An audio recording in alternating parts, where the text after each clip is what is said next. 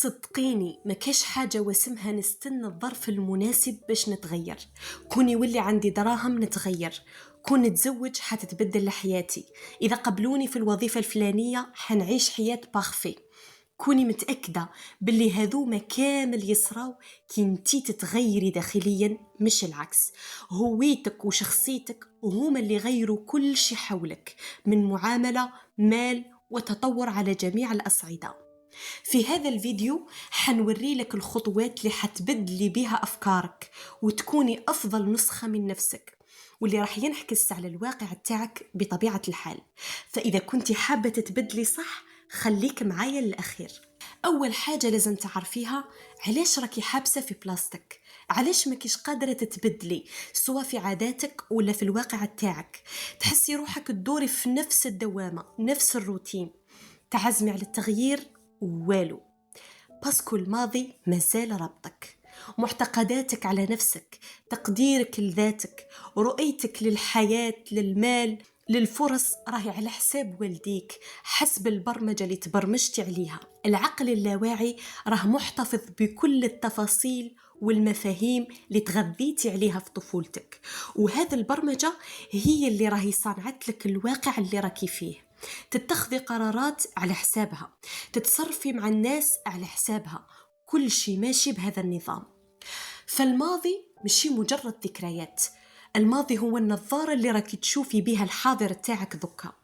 إذا كنت تشوفي روحك ضحية وش صرا في الماضي، عقلك الباطن راح يخليك ديما في بلاستيك باش يحميك، بصح في الحقيقة راهو يحبس فيك. فالقاعدة الأولى، اخرجي من فخ الضحية. ما تبقايش تلومي في الظروف وتنسي باللي تغيير مسؤوليتك وحدك، هذا هو اختبارك في الحياة. ما كيش مسؤولة على البيئة اللي عشتي فيها، بصح راكي مسؤولة على تغيير نفسك للأفضل. وربي قال: لا يغير الله ما بقوم حتى يغيروا ما بأنفسهم. فباش تبداي حياة جديدة لازم تفهمي الصوت الداخلي اللي راه في راسك، اللي راه يقولك ما تنجحيش، مستحيل تلحقي لهذا الشيء. فهذا الصوت ما هو إلا صدى لشيء قديم كان يتقالك وصدقتي، لأنك كنت صغيرة وما كانش عندك الوعي الكافي باش تميزي الصح من الغلط. فنظفي أفكارك ومعتقداتك، أي حاجة ما تخدمكش وتهزلك ثقتك بنفسك وترجعك للور أرمي في لابوبيل. مش أي شيء عطوهن والدينا ولا صبناه في المجتمع تاعنا صح ويستحق أن نتبعوه ونتبناوه كقانون نمشو به في حياتنا. فربي وقال: وإن تطع أكثر من في الأرض لا يضلونك عن السبيل. فبداية تجيبي ورقة وستيلو وكتبي كل حاجة جرحاتك من قبل، كل نظرة عيانة لنفسك، كل معتقد تحسيه معرقلك في حياتك. مثلا أنا ما عنديش السهر، ولا ما نركزش، ولا أي حاجة تحسيها فيك، وحطي وش كتبتي وبداية تميزي في هذا المعتقدات وشوفي أسكو هذا الأفكار تخدمك وتعزز لك ثقتك بنفسك، ولا أفكار مدخلاتك في حيط. وحاولي كيفاش تبدليها بمعتقدات جدد. القاعدة الثانية هي أنك تتصالحي مع ذاتك. فتأنيبك لنفسك توجور يعرقل تقدمك وإبداعك. فعلاش راكي تأنبي في نفسك على حاجات فاتت؟ ضيعتي وقتك مع الشخص الغلط؟ عادي، تجربة وتعلمتي منها. ما اهتميتيش بقرايتك؟ عادي، كل شيء متوفر حاليا باش تتعلمي وتطوري من ثقافتك ومعلوماتك. فطول ما راكي تتجلدي في نفسك راكي تخلي أخطائك هي اللي تسيرك. فالمسامحة مش معناها باللي وش درتي كان صح، ولا باللي راكي راضية على الفشل تاعك. المسامحة هي أنه نتحمل مسؤولية أخطائي بلا ما ننتقم من نفسي ونجلدها. فقولي لنفسك باللي سامحتيها وإنها قدمت أفضل مكان عندها على حساب الوعي اللي كانت فيه، وذك جا الوقت اللي نفتحه صفحة جديدة. فالندم يخليك تتعلمي وهذا صحي، بصح الجلد يخليك تحسي باللي أنا ما نستاهل والو باسكو غلطت، وهذا تدمير ذاتي. فكي تسامحي نفسك راح يرتفع استحقاقك، وكي يرتفع الاستحقاق تاعك تبدأ تجذبي معاملة أفضل ودراهم أكثر وفرص أحسن. والآن حنحكوا على القاعدة الثالثة اللي راح توصلي ليها بالمصالحة مع الذات، وهي الثقة بالنفس. فثقتك بذاتك هي اللي تبدل لك الواقع بتاعك. كيفاش؟ الحقيقة أنه أنتي كي تتصالحي مع نفسك وتولي واثقة في روحك، راكي تولي حاطة حدود غير مرئية حولك. فالشخص اللي كان يستغلك ولا ينتقص منك راح يحس باللي أنتي تبدلتي، لأنك أنتي أصبحتي تحترمي نفسك وما تجلديهاش. فهذه أول نتيجة حتظهر لك في الواقع بتاعك، أنه الأشخاص السامين حيخرجوا من حياتك، واللي تكوني مجبورة أنك تتعاملي معاهم راح يتبدلوا معاك كلياً. الآن نطرقوا لكيفاش هذا الثقة تجذب لك الفرص الجيدة.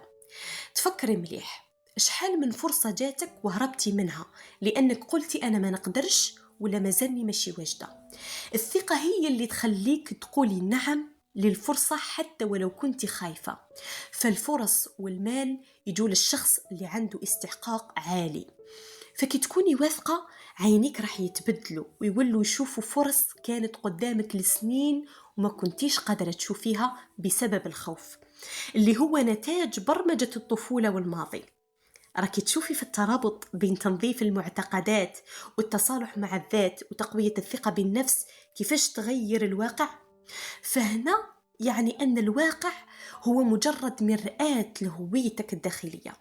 كي تتبدلي من الداخل وتوثقي في قدراتك، المرايا ما عندهاش خيار آخر من غير أنها تعكس النسخة الجديدة والناجحة تاعك.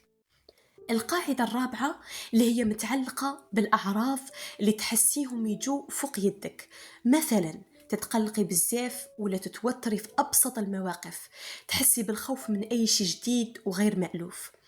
هذا بسبب الجهاز العصبي تاعك اللي راه مخزن كامل الصدمات اللي عشتيها في الماضي. حتى وانتي نسيتي المواقف أو تنسيتيها، بصح هو مازال شاد كل خوف، كل توتر عشتيه، كل لحظة حسيتي بفقدان السيطرة، كلش راه مخزن. فلازم تحاولي تهدئي جهازك العصبي. هذا الشيء يجي بالعمل. راح نعطيك خطوات تعاونك.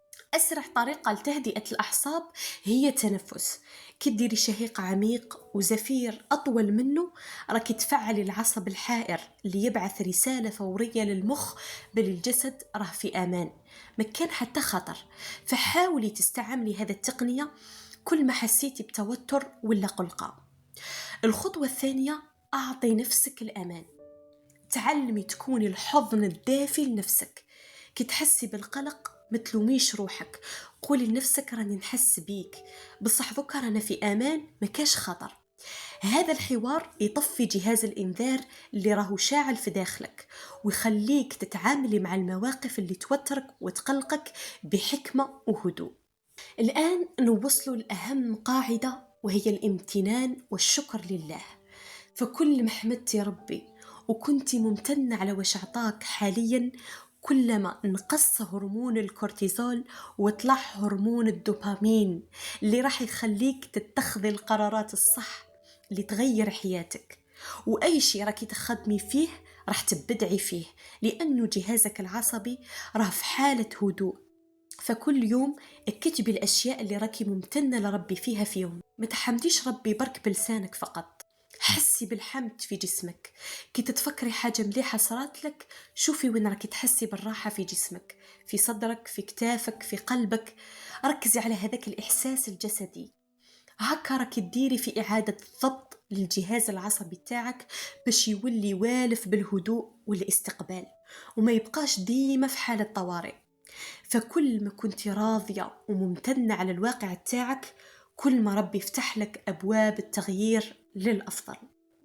في لفا حابة نقول لك حاجة واحدة، التغيير الجذري مشي سحر يسرى بين ليلة وضحاها، ومشي هدية تستنيها تجيك من برا.